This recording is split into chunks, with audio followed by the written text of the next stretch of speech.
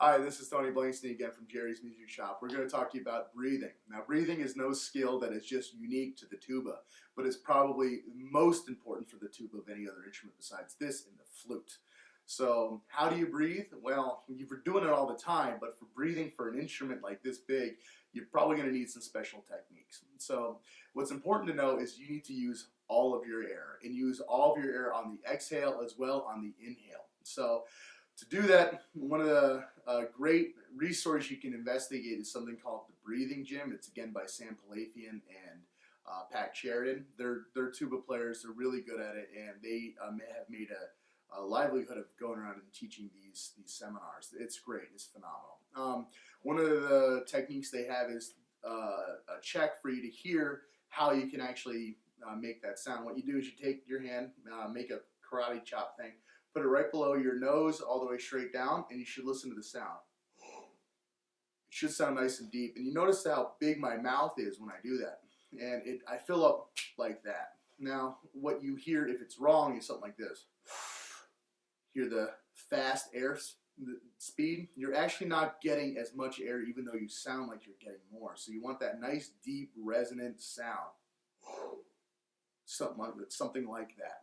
So another thing you can do is you can take a PVC pipe of some sort, a peak flow meter mouthpiece also works. Put it right up to your mouth and breathe in.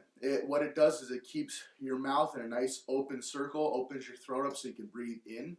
It's a very useful tool. Another thing that you can do is you can say ho backwards. So just like Santa Claus, ho, ho, ho, in, you fill right up. So those are skills that you need to do. And you can hear with each of these breathings, it's really dark and as low as a sound as I can possibly get.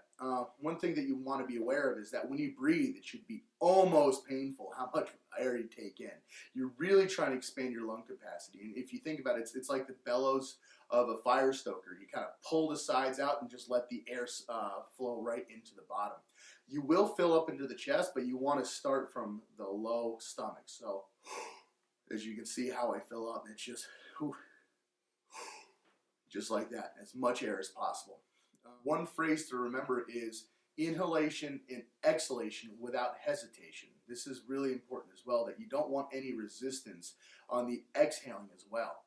The lead pipe and shank of a tuba is extremely open, so you want the air to not be restricted there or here at your throat either.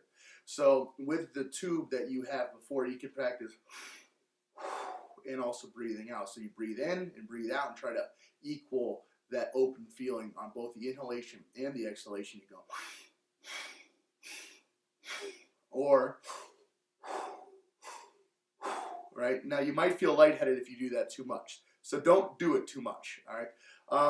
The other thing that you can do is you can try breathing exercises. So you take your music and instead of doing a sizzle, which many of your music teachers might do, with it, do it the tuba version, which is where you try to get all your air out as much as possible. So instead of going, you go, you can see in the middle of that I had to breathe. So you want to try to do that, and you will get lightheaded doing that. So make sure you're sitting and you take lots of breaks and you have something to support yourself if you need to, because that's going to expand your lung capacity. So it's a good sign if you're getting a little lightheaded. And that's breathing for the tuba.